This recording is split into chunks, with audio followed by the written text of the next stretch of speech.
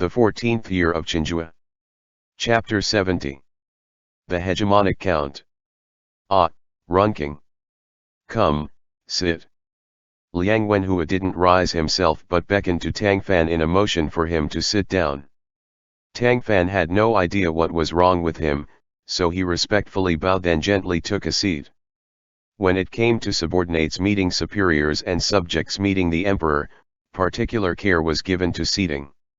One couldn't fully sit down but have to half sit, just in case that superior or emperor had a question to ask and the individual needed to stand up and answer at any time. Seeing Tang Fan's appropriate mannerisms, Liang Wenhua's smile deepened. I heard that when you went to Gong County, you found a Gong noble's tomb from the spring and autumn period beneath a Song emperor's tomb. The most likely thing that had happened here was that, prior to the group's return, a detailed memorandum had already been written, sent by horse to the capital and reported to the cabinet for reading. After the cabinet had informed the emperor, it had gone down to the Ministry of Justice and Jinyue, in other words, Tang Fan and Sui Zhou's direct superiors, to let them understand the situation. Hence was why Liang Wenhua had some comprehension of the course of Tang Fan's expedition. Correct. On our assignment, we also found and arrested the Henan branch temple of the White Lotus Society.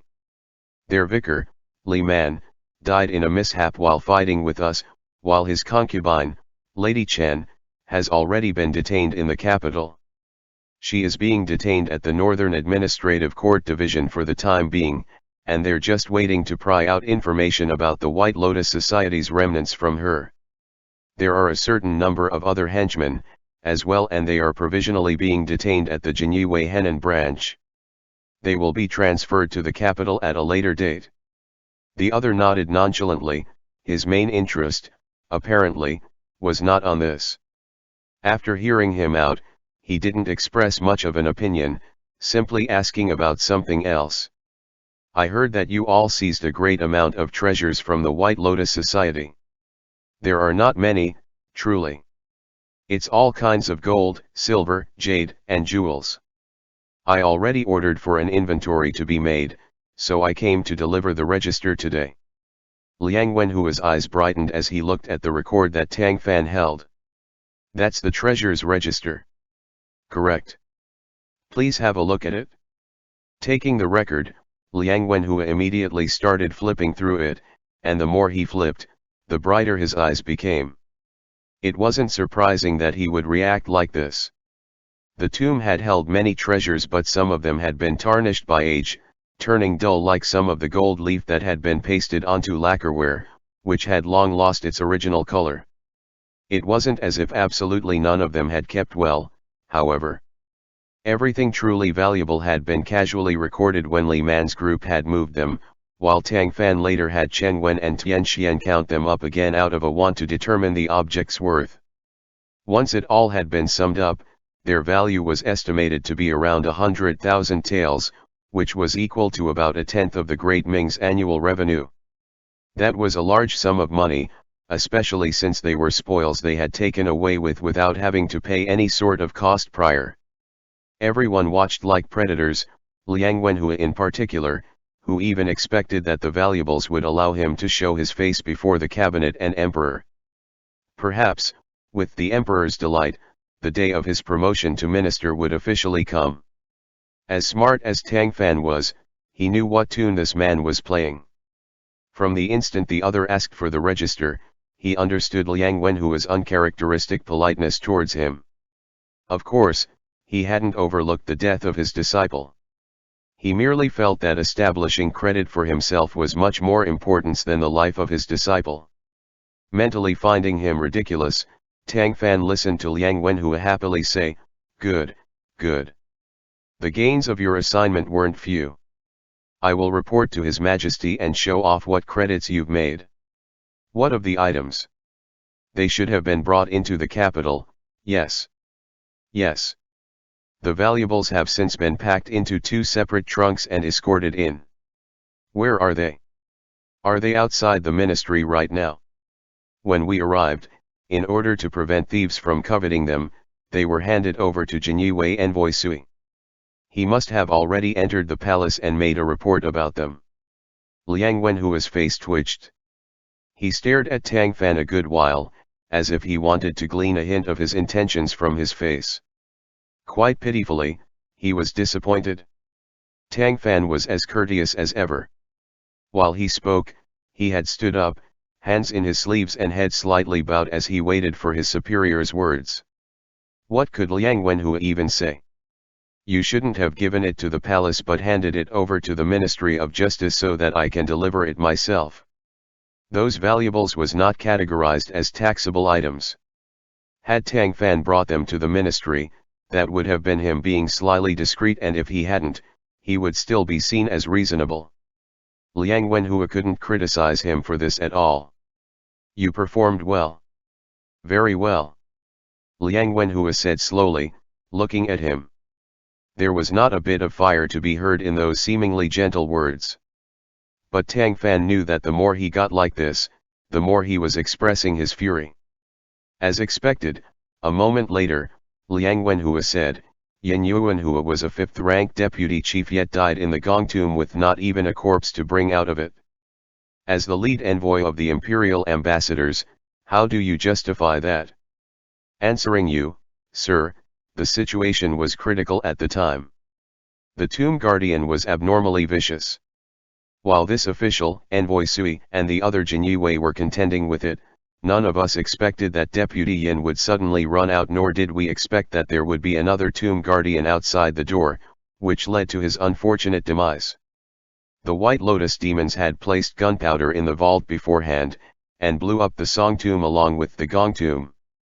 We underwent many hardships before we could escape ourselves, while the paths downwards were all completely blocked off. There were even a few Jinyue that was unfortunately buried in there with no way to retrieve their bodies. I've already read all of what you've said out of the memorandum, but there's quite a few suspect parts of that don't make sense at all. The beasts you described are unheard of and absolutely absurd, and if I don't believe that, the cabinet won't, either. As the leader, you had the responsibility of protecting your subordinates, yet you let them die in there. What is your explanation for that? What explanation could Tang Fan give? He could only admit his fault. This official is indeed guilty of providing inadequate protection. Regardless of how Yin Yuanhua had died, Liang Wenhua was right about this. Tang Fan had been the leading official of the expedition and everyone had followed his orders. No matter what the reason, he was responsible the instant anything happened. To put it in ugly words, this was basically mud landing on his crotch. It wasn't shit, but it might as well be. Liang Wenhua nodded, then commented on it no more. You worked hard on the expedition. Go home and have a good rest, you'll have time to return to work tomorrow. Many thanks for your sympathy, sir. This official will take my leave, Tang Fan answered deferentially. They had exchanged some polite words, the scene not at all as hostile as Tang Fan had imagined it would be, but he was well aware that since he had given away the credit of offering up the valuables to Suizhou and caused Yin Yuanhua's death, thus yielding Liang Wenhua no benefits to fish for, the man was definitely not going to let him off. Coming out of Liang Wenhua's office, Tang Fan noticed Pen Yushun's head poking out of the neighboring office and him beckoning him over with his hand. The dignified assistant minister of the left of the Ministry of Justice acting so sneaky, was rather comical. Thinking this amusing, Tang Fan walked over to him. As soon as he entered the workroom, he got pulled in further by Pen Yushun. How did it go? The man asked. Not so well, I'm afraid. Tang Fan shook his head and sighed, then briefly relayed the conversation he had just had. Oi! Pen Yushun was severely disappointed in him. Why were you such a fool? You clearly knew that he was awaiting those valuables to go show off your merits. Why couldn't you bring them over to the Ministry of Justice? How could you let the Jinyue take that advantage? Tang Fan smiled bitterly. Sir, do you think that even if Assistant Liang got them, he would use them to seek fortune for this ministry? He likely wouldn't. Instead, he would have certainly gone to the head of the cabinet to show them off, then head into the palace with him to offer the objects up to His Majesty.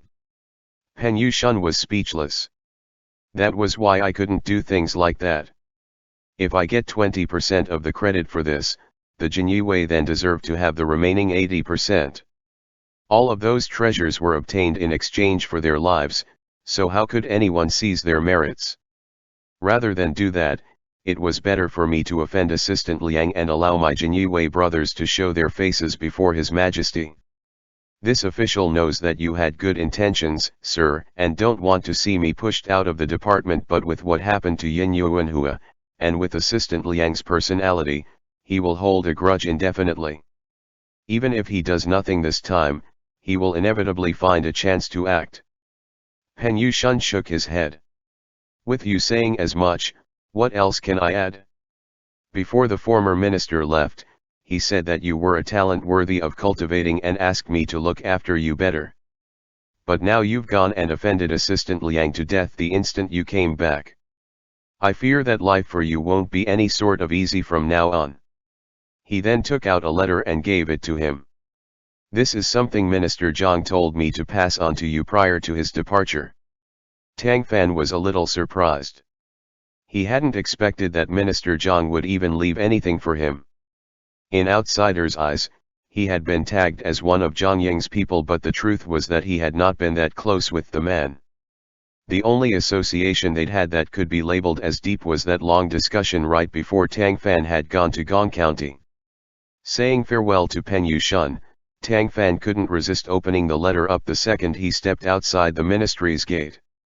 It was in Zhang Ying's handwriting. He let Tang Fan know that the reason he had gone to Nanjing was that he had offended head cabinet Wanan and was certain to be replaced by Liang Wenhua as minister.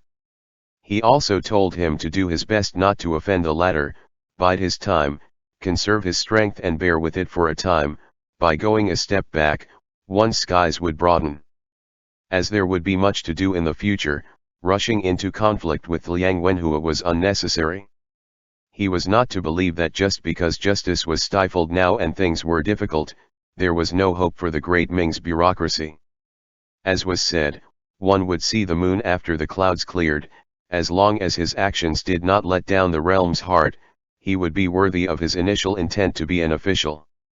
Zhang Ying even used himself as an example, saying that he had stepped upon the wrong path at his own beginning, resulting in him being ineffective for over a decade. Fortunately, he had now had sudden repentance, and it was not too late for him to warn Tang Fan to learn from his precedent, maintain his integrity and be a good official that could care for the world and its inhabitants. Tang Fan was not one who was easily moved, but from reading this letter, his eyes got a little watery. He had a shallow friendship with Zhang Ying. Before this, he had once believed that the man was just as others had described him, a mediocre official of inaction. Now, he seemed to be able to peer into the elder's heart through this letter.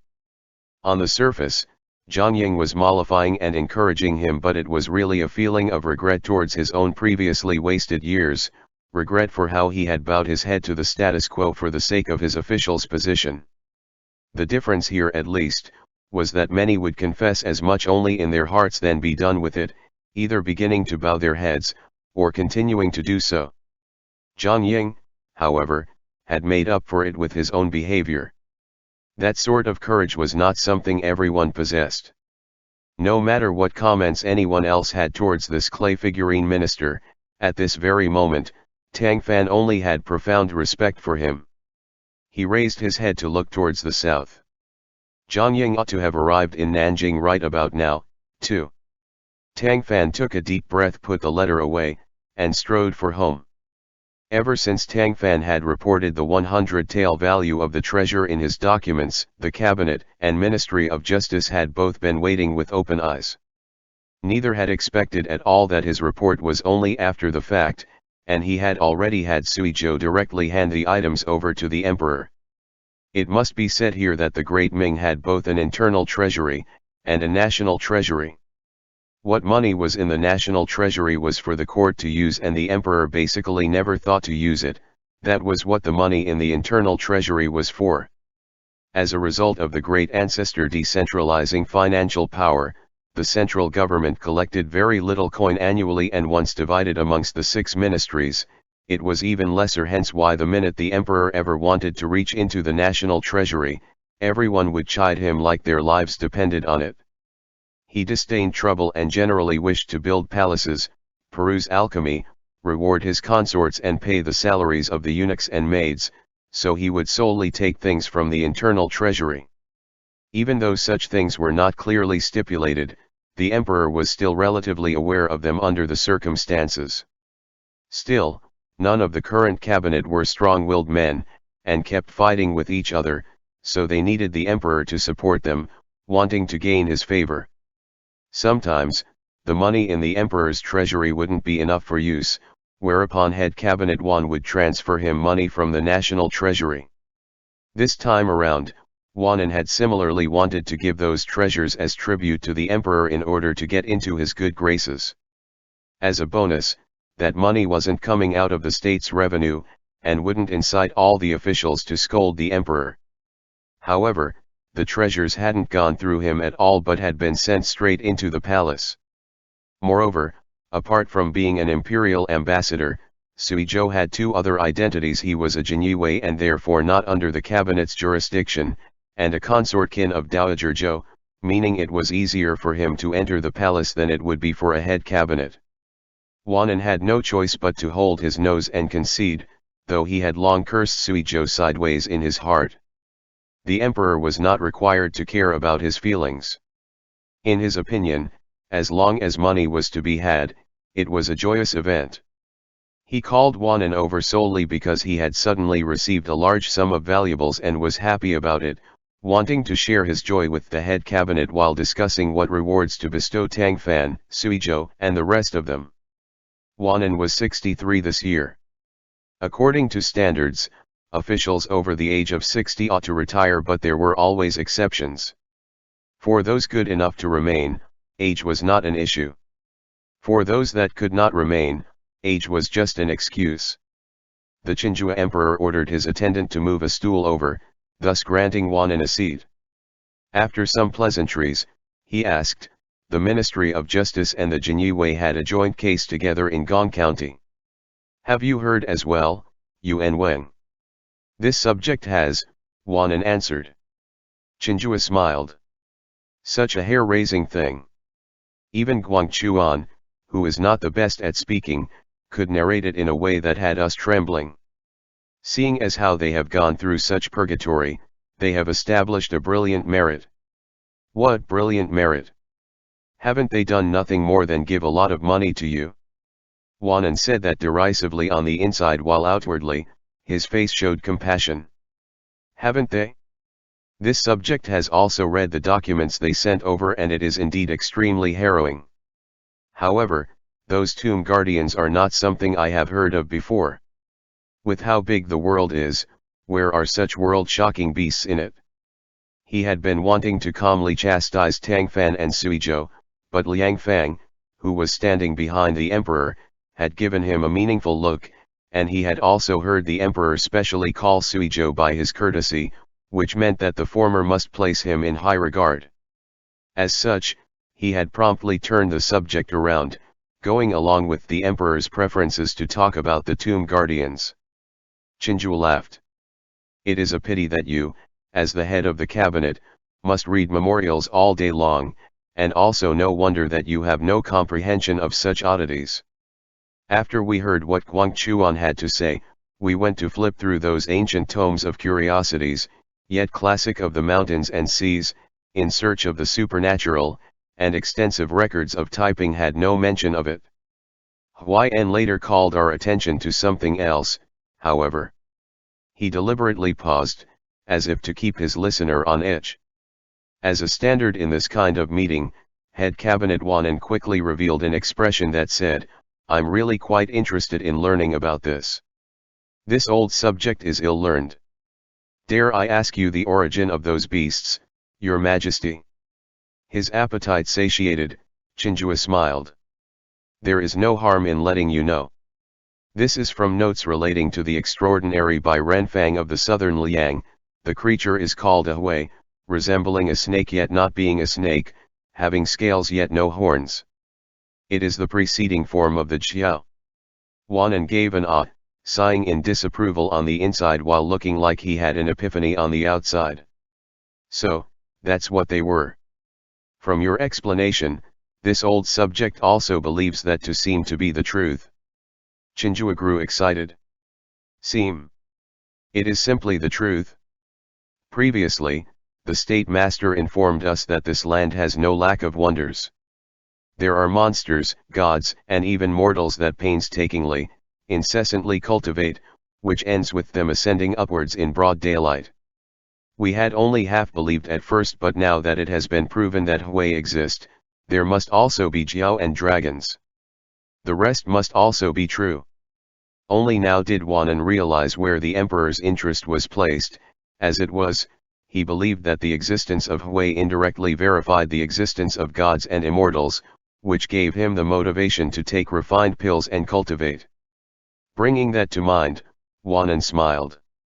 You should only take those as amusing information, Your Majesty. There is no great need to look into them so deeply.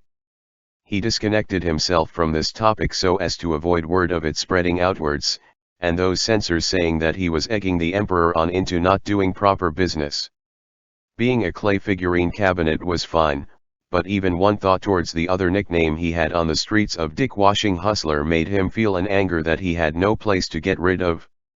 Chenghua laughed. All right, we will not make things difficult for you. They handled an enormous undertaking and deserve rewards. We have something of an impression of that Tang Fan, as well. In the Han family incident that implicated Consort Wan, it was thanks to him finding out the truth that she was declared innocent. He truly is a competent official. In your view, how should he be promoted this time, Yuan Weng? We recall that there's a position open in the inspectorate. How about elevating him to be the left royal envoy of all the capital? That's a true fourth-rank position. When I was his age, I was still simmering my seniority as a minor official. Wanan couldn't help but be inwardly envious, but he was calm-looking, cupping his hands, and he stood up. This old subject was not planning on bothering you with such trivialities, but as you have asked, I have something to say. Speak, speak. When would we ever prevent you from speaking? Chenghua was quite amiable towards his favored subjects, rarely using his imperial airs to suppress them.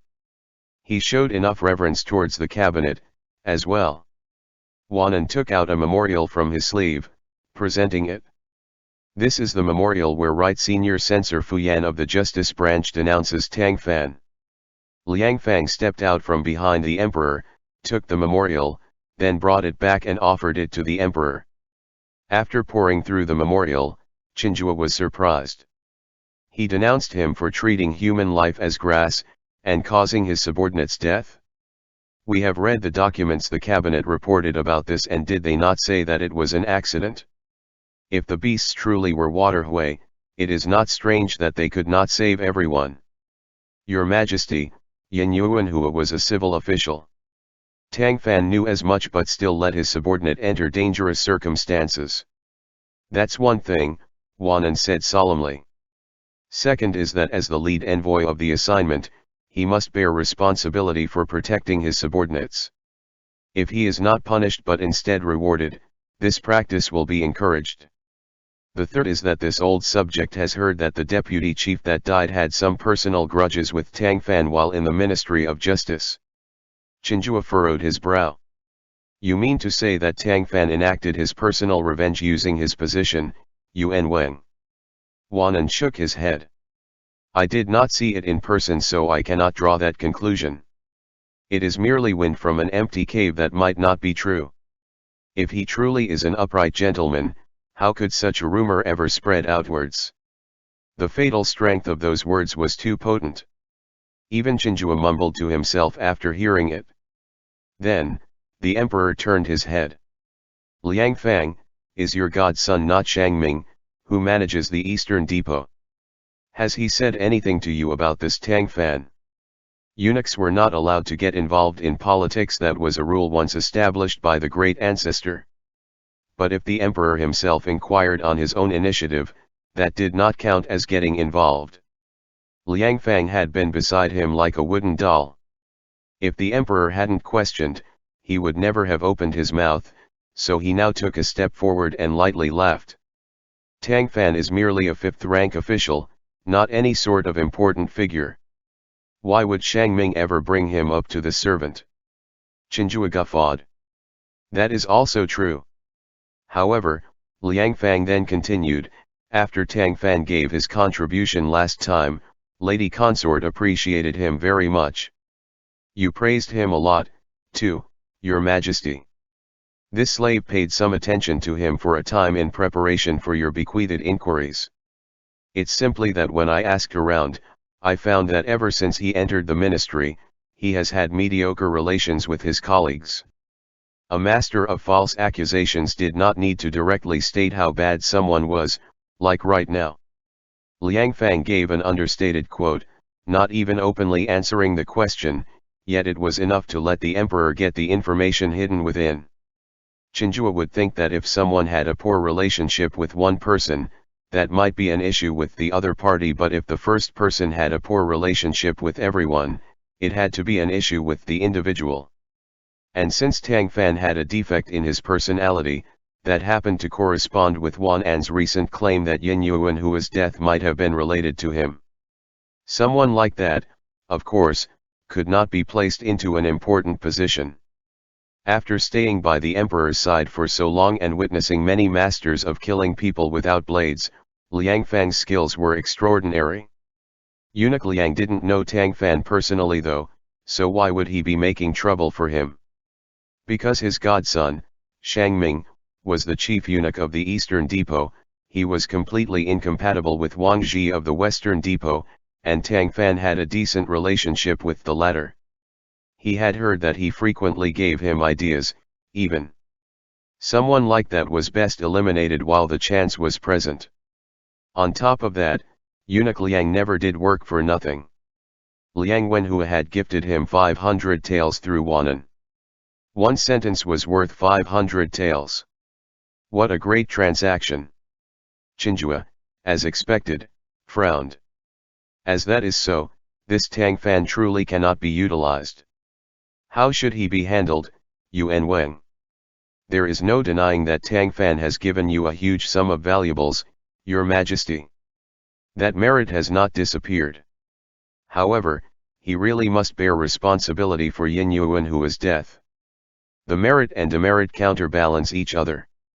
This subject believes that he should be stripped of his post and returned to being a commoner. The emperor hesitated. Is that not too severe? One begets another. As long as he keeps his post, others will think that this behavior of conspiring against co-workers can be considered a path to promotion, which will likely lead to poor customs over time. His character is also not good enough to be an official. If you feel sorry for this, Your Majesty, dismiss him from his post, then separately grant him silver as a token of commendation for his efforts. Such would keep the merits and demerits level. Chenghua nodded. Very well. Your words have long held up the nation, Yuan Weng. This will be handled according to how you want it to be. He had only been interested in the case itself to begin with. Coupling that with the case of the Eastern Palace, where Tang Fan had performed well, Chenghua had formed a good impression of him, but now that fair impression had been ruined by the words of Wanan and Liang Fang. An emperor wouldn't be too invested in whether a fifth-rank official stayed or went. With that clause revealed in scant few sentences, he went to speak about other matters with Wanan. The latter presented some memorials drafted up by the cabinet, and after giving his report, the ruler and subject conversed for a time. The emperor thereafter cast political stuff to the side to ask after things he was more personally interested in, like how to use elixirs to help spice things up in the bedroom. According to normal ideologies, cabinet members of the country ought to boldly step forth and awe-inspiringly advise the emperor not to be engrossed with such lewd and nefarious magic, but Wanan was instead enthusiastically conversing with the emperor. They had similar hobbies, chatting for a long time, and exchanged understanding smiles when it came time to leave.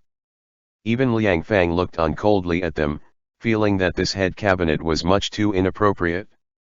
The time for communication between ruler and subject was a bit short today, as no more than half a session had passed before the emperor stated that he was tired and had Wanan take his leave. As per usual, Liang Fang was ordered to see him out of the palace of heavenly clarity. They slowed their pace down, with Wanan smiling at Liang Fang. "Many thanks for what transpired today, eunuch Liang." Liang Fang chuckled but was blunt. "Services were paid for. There's no need to be polite, Yuan Weng." Upon seeing the one walking up ahead of them, Wanan was somewhat startled. "Why is he entering the palace again?" The other grinned. "Why must you ask? His Majesty has always cared about the Jinyue commander, and has also been very curious about what was in the gong tomb these past few days. Really, he wasn't content enough with the questions asked yesterday, so he has to continue them today. No wonder the emperor so hurriedly ousted me," Wanan thought. Still, he'd had no contact with Suizhou previously, and him moving against Tang Fan had only been at Liang Wenhua's incitement. Not long after, Suizhou had trailed the leading attendant up before them. "Greetings to Mr. Head Cabinet, eunuch Liang," Suizhou said as he cupped his hands. He was wearing a gorgeously detailed pen uniform, its gilded threads glittering beneath the sunlight. Paired with that stern expression, Wanan's head somehow seemed to be getting pressed down upon. Wanan subconsciously took 2 steps back, then caught himself. He, a stately cabinet member, had actually drawn back from the presence of a 5th-rank kin who, if that got out, would it not make people laugh to death? Looking at Suizhou and Liang Fang, it seemed that no one had noticed that detail, so Wanan gave a light cough and a shallow smile. "So, it's you, Jinyue envoy. You're ready for royal audience?" "Yes." His words were concise, not a bit of drivel in them at all. Wanan was immediately bored. He hated talking to tactless blockheads the most. "Head in quick, then. Don't let His Majesty wait too long." Suizhou nodded at the two of them, then strode for the palace. Once he saw Suizhou enter, Chenghua was slightly more happy than he would be when seeing Wanan. There was no other reason for this than that the emperor was an enormously filial son and Dowager Zhou was fond of Suizhou. Chenghua simply loved who she loved, regarding Suizhou as part of his mother's family. Come, Guangchuan. Sit. After hearing you speak of the Tomb Guardians yesterday, we went to flip through some classics, and actually found the type of beast that you described. Its name is the Waterhui, correct? This subject does not know the particulars of that, but Master Tang guessed the same. Hearing Tang Fan's name, Chenghua appeared to recall what he had just talked about with Wanan, and his smile dulled slightly. Guangchuan, you earned a great merit this time. Have you considered any rewards you want? This subject has not. You alone are in charge of that, Your Majesty. As the saying went, if someone was likable to you, you would find every bit of them perfectly fine. With how the emperor was right now, Suizhou's scarce words were not viewed as impolite by him. There were many bootlickers all over the court. If he wanted a bootlicker, the reason why he looked at Suizhou differently was because his straightforward, unwavering personality was exactly what he liked about him. You performed well in the Jinyue, Chenghua said with a smile. Later on, we will speak to Yuan Ben to have you not be hung with the rank of Qinhu anymore but directly promoted to being the commanding officer. That is simply what you deserved in the first place though, and is not considered a reward. How about this? How about we proclaim you as a count? Only then did Suizhou show a look of shock. Please take your order back, Your Majesty. This subject absolutely does not deserve that. How could you not deserve it? The national treasury is now coinless. We were worried about where we were going to get the money for alchemy. These treasures you delivered have coincidentally solved our desperate problem. That is a great credit. The corner of Suizhou's mouth pulled down. He hadn't brought the Gongtomb treasures over here for the emperor's alchemy projects, but how could he ever stop the emperor from doing what he wanted? He listened to the other go on. There is no need to be alarmed. The title we are granting you is one of a boon, not an ironclad contract. If you want to earn a lineage title, you will have to work hard from here on out. We and the Dowager have high hopes for you. You must not disappoint us.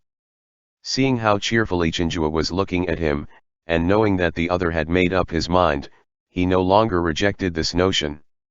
First, he thanked him for this grace, then said, "In truth, this subject only acted as deputy envoy for this assignment, and the things I did are limited while many things were executed thanks to Chief Tang's mediation and management. If we are discussing contributions, he should be placed before me." Chenghua waved him off. "We know about Tang Fan already, you need not say more. We have our own ideas. We do have another thing to ask you." Sui Zhou had no idea that the emperor had already come to a decision on Tang Fan prior to this. After hearing as much, it wouldn't be appropriate to ask after it, of course. "This subject will answer all that I can. Yuan Ben is up in age. We are thinking of letting Wan Tong take control of the Jinyue back. What do you think?" Remembering what Tang Fan had said earlier, he couldn't help but inwardly praise his foresight. "You are a sage of brilliance. This subject has one impudent request." "Do tell." "Commanding officer Yuan has experienced 2 courts, and has excellent loyalty. I respect his conduct very much. He has reached retirement age, but for the more than 2 years he has been heading the Jinyue, he has been proper in how he has handled each of its levels. Even without merits, he has worked hard. I must be so bold as to ask that you issue a decree to give him some consolation for his efforts." Chenghua sighed. "Well spoken. Yuan Ben is indeed loyal. Father Emperor owed him quite a lot." During talks of the late emperor, Sui Zhou could only be silent and listen to the emperor. "You are right. We really should express as much to him, give him compensation for these past years." Sui Zhou cupped his hands. "You are wise, Your Majesty." The emperor smiled. "A traditional saying is that once a person leaves, the tea grows cold. You have been in contact with Yuan Ben for only 2 years, yet now that he is about to go, you are willing to say this on his behalf. How quaint. This subject admires Sir Yuan's sincerity towards the late emperor and is willing to imitate him. Things concerning Yuan Wenzi also concern the late emperor's heart." Hearing this, Chenghua was extremely moved, and walked over to personally help him up, laughing.